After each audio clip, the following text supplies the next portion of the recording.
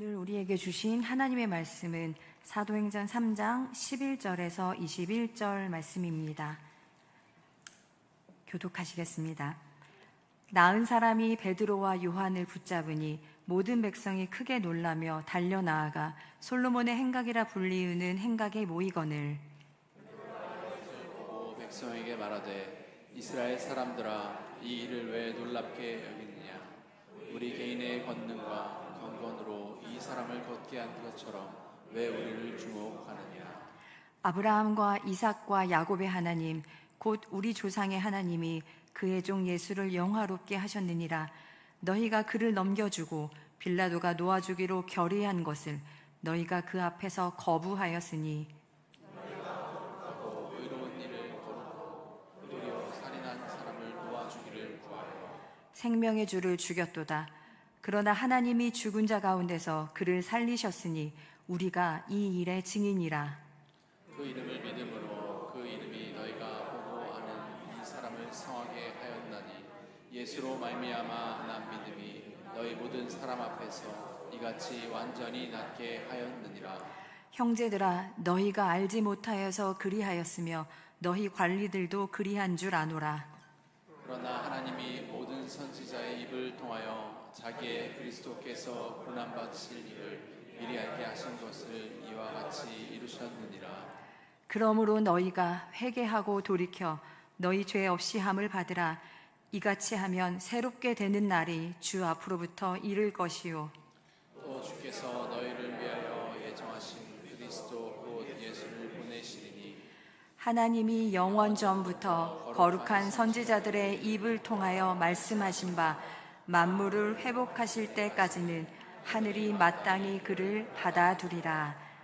우리는 사도행전 3장의 말씀을 묵상하고 있습니다. 사도행전 1장에서는 예수님이 부활하시고 승천하신 후에 또 이제 약속대로 성령을 부어주시고 또 급하고 강한 바람 같은 그 소리로 성령이 임하셨고 성령의 충만함을 받은 사람들이 이를 보고 놀라고 당황하고 그때 베드로가 11사도와 함께 유대인들과 예루살렘에 사는 모든 사람들에게 복음을 전합니다. 그들이 익숙한 구약의 이야기와 함께 이제 예수님을 전하는데 그러면서 핵심이 뭐였냐? 우리를 위해 하나님이 보내신 예수님을 당신들이 죽였습니다. 그때 듣던 사람들이 마음에 찔려 그럼 우리가 어떻게 하면 됩니까? 베드로가 회개하고 예수님의 이름으로 세례를 받고 죄사함을 받으세요 라고 이제 복음을 전하는 게 2장에서 나옵니다. 그때 3,000명이 세례를 받았다 이렇게 되어 있는데 그리고 날마다 모여서 하나님을 찬양하고 기도하고 말씀을 배우고 떡을 떼고 자신의 소유를 나누면서 서로를 돌보는 그 성도의 모임 교회가 시작되었다. 이게 2장의 내용이었습니다. 그리고 3장 저희가 지난주에 함께 살펴본 내용은 베드로와 요한이 기도 시간에 맞춰서 성전에 올라가는데 나면서 못 걷게 된 사람이 성전 앞에서 구걸을 합니다. 그때 베드로와 요한이 그에게 지금 당신이 필요하다고 말하는 금과 은은 저에게 없습니다. 하지만 정말로 당신에게 지금 필요한 것 그걸 제가 줄게요. 예수님의 이름으로 일어나 걸으세요. 그랬더니 발과 발목이 힘을 얻어서 걷고 성전에 들어가서 뛰며 찬양을 했다. 이게 지난주 내용이었습니다.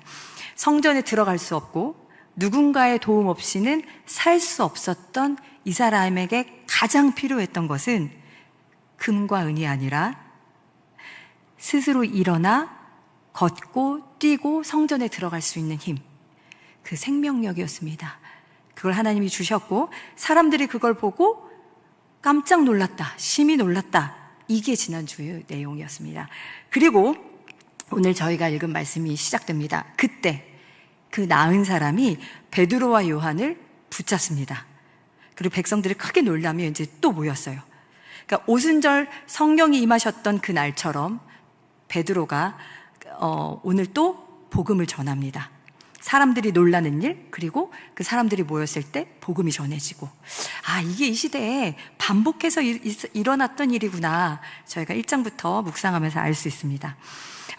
그런데 이 사람들이 놀라는 일은 뭐 기괴하고 사람들을 공포에 떨게 하고 이런 게 아니라요 예수님의 이름이 전해지는 곳에 생명이 살아나고 평생 못 걷던 이의 발과 발목에 힘을 얻었던 것처럼 어둠과 죄에 빠져 있던 사람들에게 빛이 비추이고 절망에 빠진 이들이 희망을 보게 되는 그 놀라운 일.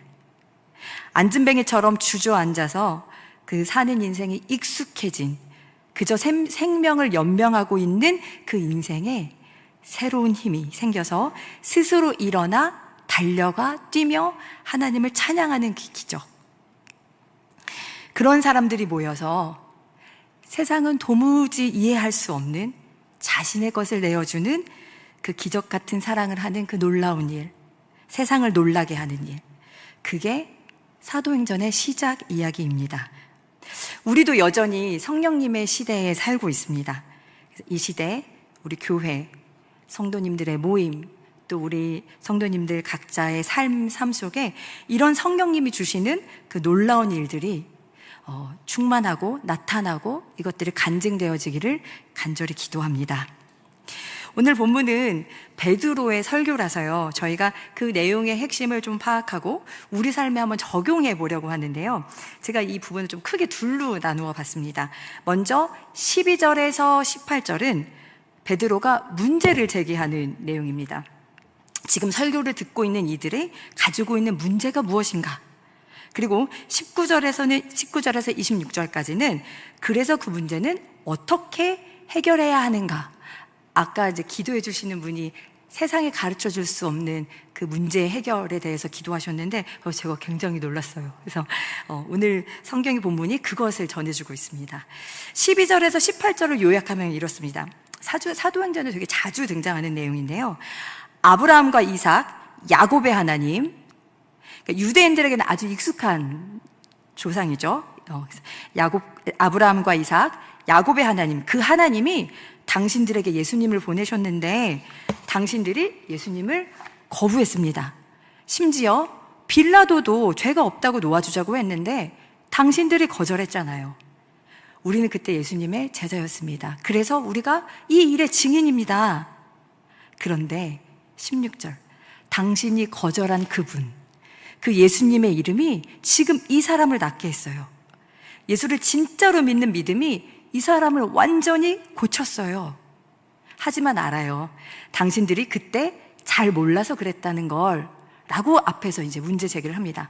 그러면서 베드로가 지금 유대인들이 가지고 있는 정말 문제가 무엇인가, 지금 이걸 전하고 있는데요, 지금 베드로가 이제 유대인들에게 지적하는 그 문제는 뭐냐면, 지금 당신들이 갖고 있는 그 종교심, 당신들이 붙들고 있는 그 전통과 규율, 그건 아무 능력이 없어서 당신들의 문제 하나를 고칠 수 없잖아요. 지금 이거를 이 안진뱅이의 기적을 통해서 말하고 있는 겁니다.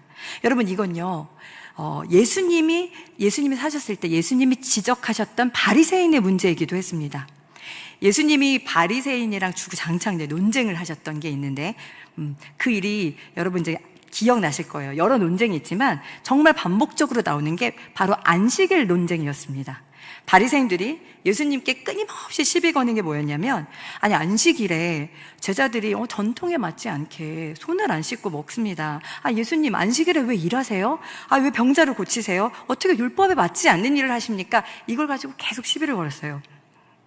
안식일에는 하나님께만 집중하고 하나님 말씀에만 집중하셔야죠. 그때 예수님이 그들이 어두워서 못 보는 자신들의 그 모습, 그 위선, 그거를 적나라하게 드러내주시는데 뭐라고 하셨냐? 야, 너네 집 양이 구덩이에 빠지면 안 구해줄 거야? 구해줄 거잖아. 너희 가축이 목마르다고 하면 안 먹일 거야? 먹일 거잖아. 내 재산은, 내 소유는 그렇게 아끼면서 내가 사람을 구하고 고쳐주는 일이 왜 잘못된 거야? 그러시면서 이런 결론을 내시죠. 안식일을 위해 사람이 있는 게 아니야. 사람이 사람을 위해 안식일이 있는 거야. 종교를 위해, 율법을 위해, 회당을 위해 사람이 있는 게 아니야. 사람을 위해, 종교도 율법도 교회도 성전도 다 사람을 위해 있는 거야. 내가 안식일의 주인이야. 내가 만들었어. 내가 창조한, 내가 사랑하는 사람을 위해 만든 거야. 사람을 괴롭게 하려고, 배제시키고 분리하고 차별하고 떼어놓으려고 만든 게 아니야. 예수님이 바리새인과 유대 지도자들에게 미움받았던 아주 중요한 이유가 바로 이것 때문이기도 합니다. 자, 그래서 베드로와 사도들이 지금 유대인들에게 계속 예수님을 받아들이라고 전하는 겁니다. 16절, 예수님의 이름을 믿음으로 지금 그 이름이 이 사람을 걷게 했어요. 완전히 낫게 했어요. 그렇게 지금 베드로는 유대인들, 예수님이 없는 그들의 죽은 믿음을 지적하고 있습니다. 드러내고 있습니다. 안증뱅이 삶에 익숙해진 인생, 새로운 일이 하나도 나타나지 않는 그 지루한 인생, 이제는 새롭게 되어야 한다고. 전통과 규율에 서로 매고 매여 모일수록 점점 생각은 작아지고 마음은 강팍해지는 그 모임이 이제는 예수님으로 새로워져야 된다고 지금 복음을 전하고 있는 것입니다. 진짜 사람을 사랑하고 사람을 살리는 그 기쁨의 모임이 성도들의 모임이 되어야 하고 그 능력이 모임이 되어야 한다고. 그러니 예수님을 믿어라. 왜냐? 예수님만 그렇게 하실 수 있기 때문입니다. 예수님이 오신 목적이 그거니까요. 지금 이 글을 쓴, 사도행전은 글을 쓴 사람은 이제 누가이거든요. 누가복음에서 예수님이 오셔서 이렇게 말씀하셨습니다. 누가복음 4장 18절 함께 저희 합독하시겠습니다. 함께 읽으시겠습니다. 시작. 주의 성령이 내게 임하셨으니 가난한 자에게 복음을 전하게 하시려고 내게 기름을 부으시고 나를 보내사 포로된 자에게 자유를, 눈먼 자에게 다시 보게 함을 전파하며 눌린 자를 자유롭게 하고 주의 은혜의 해를 전파하게 하려 하심이라 하였더라. 아멘. 이게 예수님이 우리 인생 가운데, 우리 모임 가운데서 하시는 일입니다. 그래서 해결책. 자, 19절. 예수님을 거부하고 받아들이지 않았던 그 고집을 회개하고 돌이켜서 진짜 그분을 따르십시오. 그러면 당신의 삶에도 놀라운 이 새로운 일, 새롭게 되는 날이 이를 것입니다. 라고 복음을 전하고 있습니다. 자, 그런데 예수님을 안 믿었던 것을 회개하고 돌이키는 게 뭘까? 제가 예수님을 죽였습니다. 잘못했습니다. 하고 슬퍼하는 것. 물론 그럴 수도 있습니다. 하지만 그것은 완전한 회개가 아닙니다. 어쩌면 감정적 동요일 수도 있습니다. 돌이켜서 회개한다는 건요, 과거의 자신을 극복하는 일이기도 합니다. 예수님이 가르쳐 주신 방향대로 성령님이 주시는 힘과 용기를 가지고 실패하고 넘어져도 포기하지 않고 내 과거를 극복할 때까지 계속 도전하고 또 도전하는 것이 회개입니다. 그러니까 억눌리고 슬프고 눌리고 이런 그 이미지가 아니라 회개는 정말 새롭게 되는 것, 내가 내 자신을 극복하는 것, 그리고 예수님이 새롭게 해주시는 그 능력을 받아들이는 것, 그것이 진짜 회개입니다. 자, 그래서 베드로는 회개하고 돌이키는 것에 대해서 구체적인 방법을 제안해 줍니다. 사도행전 3장 22절에서 23절 저희가 함께 읽겠습니다. 시작. 모세가 말하되 주 하나님이 너희를 위하여 너희 형제 가운데서 나 같은 선지자 하나를 세울 것이니 너희가 무엇이든지 그의 모든 말을 들을 것이라. 누구든지 그 선지자의 말을 듣지 아니하는 자는 백성 중에서 멸망받으리라 하였고, 그분의 말을 들으라는 거예요. 예수님을 믿고 따른다는 게 뭐냐면 그냥 예수님을 아는 게 아니에요. 예수님께 예배하는 것, 그것을 넘어서 진짜 그분의 말씀을 듣고 따르는 것. 여러분, 이게 너무 중요한 게요, 처음에 출애굽해서 이제 이스라엘 백성이 하나님과 언약을 맺고 공동체를 시작하잖아요. 그때 언약의 내용도 이거였습니다. 너희가 내 말을 듣고 언약을 지키면 내가 내 소유, 거룩한 백성, 제사장 나라를 삼을 거야. 그래서 여러분, 이게 너무너무 중요합니다. 여러분, 복음서에 귀신 이야기가 이제 종종 등장하잖아요. 귀신 들린 어떤 사람이 난리를 치고 있다가 예수님이 이제 오시는 걸 봤습니다. 성경에 이렇게 나와요. 귀신이 그가 멀리서 예수를 보고 달려와 절하며, 이 절하다라는 동사가 예배하다라는 동사랑 같은 동사거든요. 그러니까 지금 귀신이 예수님을 보고 달려와서 절하며 고백합니다. 신앙 고백합니다. 지극히 높으신 하나님의 아들 예수요. 그런데 뒤에 아주 중요한 말을 합니다. 나와 당신이 무슨 상관이 있나이까? 원하건대 나를 괴롭게 하지 마소서. 지금 귀신은 예수님이 어떤 분인지도 알고 절하고 예배하고 고백도 합니다. 예수님이 누구신지. 그런데 귀신의 믿음을 믿음이라고 신앙이라고 할 수 없는 결정적인 이유, 당신이 나와 무슨 상관이 있나이까? 우리가 그분을 믿는다는 게 뭔지 너무 역설적이게도 귀신이 우리에게 가르쳐주고 있습니다. 여러분, 예수님이 나를, 내 삶을 상관하시게 해야 합니다. 어떻게? 그분의 말씀을 듣고 나를 성찰하고 고민하고 나를 고치고 예수님의 말씀을 실천함으로. 제가 청년부 수련회 가기 전에 이제 청년들이랑 성경 공부를 했는데 처음 성경 공부한 친구들도 있고 이제 그 3-4명, 뭐 5-6명 이렇게 모였는데요. 제가 하는 성경 공부는 이제 제가 일방적으로 가르쳐 준다기보다 문제를 막 14개, 15개씩 엄청 어렵게 내요. 그래서 팩트를 체크하는 질문도 있고 엄청 고민해 오는 질문이 많아요. 그래서 저희 세 가족이 저 네이버에 쳤는데 답이 안 나온다고. 그래서 제가 이건 답이 없는 거다. 이렇게 얘기했는데 공통적으로 나오는 반응들이 있습니다. 그 성경 공부할 때 많이 나오는 청년들의 그 반응이 뭐냐면요. 이런 얘기예요. 제가 알던 하나님과 성경에 나온 하나님이 달라요. 그리고 이건 어떤 선생님이 해주신 고백인데 제가 너무 감동적이었는데 저는 그동안 제 자신이 기준이 되어서 하나님의 말씀을 잘 몰라서 쉽게 화내고 제가 옳다고 우겼었던 것 같아요. 그게 너무 부끄럽습니다. 그래서 누구든지 예수님께 묻는 이 겸손한 마음을 가지고 예수님의 말씀을 들으면 나타나는 현상, 우리가 못 보던 우리의 문제를 보게 해주신다는 겁니다. 우리의 민낯을 하나님이 보여주시는 거예요. 말씀에 비추어서. 그런데 그 모습을 가지고 좌절하지 않습니다. 왜냐하면 내게 능력 주시는 자 안에서 우리는 할 수 있다. 나는 극복할 수 있다. 라는 그 믿음이 우리에게 용기를 계속 주거든요. 성령님이 계속 응원해 주시거든요. 할 수 있다고. 이렇게 예수님을 믿는다는 건 그분의 말씀을 듣는 것, 받아들이기 시작하는 것, 내 과거를 극복하는 것. 그래서요, 여러분, 진짜 자아실현은 복음을 받아 새로운 삶을 시작하는 것입니다. 여러분, 우리는 얼마나 그분의 말씀을 듣고 있을까요? 말씀이 참 많죠, 우리 주변에. 저도 성경 공부 진짜 많이 하고 새벽에 말씀 듣고 뭐 주일에 말씀 듣고 말씀을 전하고 참 많습니다. 그런데 저도 이제 제가 이 말씀을 준비하면서 돌아봤습니다.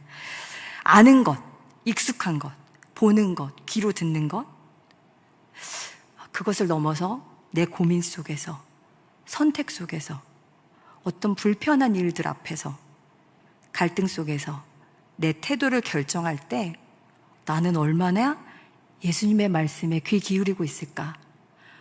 예수님의 말씀이 나한테 얼마나 중요할까? 난 정말 그렇게 중요하게 여기고 있을까?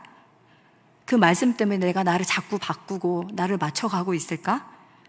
아니면 너무 익숙하고 잘 아는 그 말씀을 전하는 일에 그냥 기뻐하고 있을까? 제가 돌아보았습니다. 오늘 베드로가 던지는 메시지, 예수님의 말씀을 듣는 것이 돌이켜 회개하고 예수님을 믿는 것이다. 여러분, 그 메시지를 잘 기억하시기 바랍니다. 그러면 그분으로 인해 저와 여러분도 새롭게 닫는 날이 이를 것입니다. 지금의 고통으로부터, 몸과 마음의 병으로부터, 잘못된 생각, 왜곡된 시선으로부터 완전히 하나님이 우리를 고쳐주실 것입니다. 그리고 사도행전 3장 25절에서 26절, 그러면 어떤 일이 일어나냐? 구약과 연결해서 계속 복음을 전하면 함께 읽겠습니다. 너희는 선지자들의 자손이요 또 하나님이 너희 조상과 더불어 세우신 언약의 자손이라. 아브라함에게 이르시기를 땅 위의 모든 족속이 너의 씨로 말미암아 복을 받으리라 하셨으니 하나님이 그 종을 세워 복 주시려고 너희에게 먼저 보내사 너희로 하여금 돌이켜 각각 그 악함을 버리게 하셨느니라. 아멘. 하나님이 아브라함에게 처음 해주셨던 그 약속, 우리가 복을 받아 세상이 복이 되라, 복이 되는 존재로 살아라, 유대인들을 붙들고 살던 것이죠. 자긍심을 주던 약속입니다. 그런데 지금 베드로가 전하는 것, 예수님을 믿고 하나님이 보내주신 예수님을 믿고 따를 때 우리는 비로소 그런 존재가 될 거야. 그렇게 살 수 있을 거야. 베드로가 그 방법을 전해주고 있는 것입니다. 주예전에 나와서 하나님을 찬송하고 예수님을 나의 구주라고 고백하는 저와 여러분 이 시간 예수님이 얼마나 우리 삶에 상관하고 계시는지, 나는 얼마나 그분의 말씀을 들으려고 애쓰는지, 또 듣고 그 말씀 갖고 고민하고 씨름하고 따르려고 하는지, 우리 성도들의 모임에 참으로 하나님의 일이 나타나고 있는지, 예수님이 말씀하신 대로 사람을 위해, 사람을 살리기 위해, 사람을 키우기 위해 우리 교회가 존재하는지 이 시간 돌아보면 좋겠습니다. 우리는 사실 이 사람이라는 단어보다요, 영혼이라는 단어가 저희가 좀 더 익숙해요. 저도 그렇습니다. 영혼을 살린다는 말은 되게 익숙한데, 이제 사람이라고 들어가면 이제 가끔 질문하는 청년들도 있어요. 그리고 이런 고백도 합니다. 우리 청년들이. 하나님을 높여야 합니다. 하나님께만 영광이 되는 예배가 되어야 합니다. 사람이 중심이 되어서는 안 됩니다. 근데 이건 사람이 중심이다라는 말을 오해하는 데서 비롯된 이야기입니다. 사람이 자기 노력으로, 베드로가 앞에서 지적한 대로 개인의 권능과 경건의 능력으로 이 사람을 낫게 했다, 이렇게 생각하는 것은 정말 그거야말로 인본주의죠. 그런데 사람을 위해 존재하는 것, 사람을 위해 안식일이 존재하고, 사람을 위해 율법이 존재하고, 사람을 위해 성전이 존재하는 것, 교회가 존재하는 것, 예수님이 이 땅에 오신 목적이고 이유이고 예수님의 가르침입니다. 저와 여러분, 그리고 우리 교회는 예수님의 말씀에 귀 기울이고 맞추고 따라가면서 새롭게 됨을 간증하고, 또 함께 놀라고 기뻐하고 사람을 살리는 그 복음이 전파되는, 그것이 간증되는 우리 중앙교회가 되기를 간절히 기도합니다.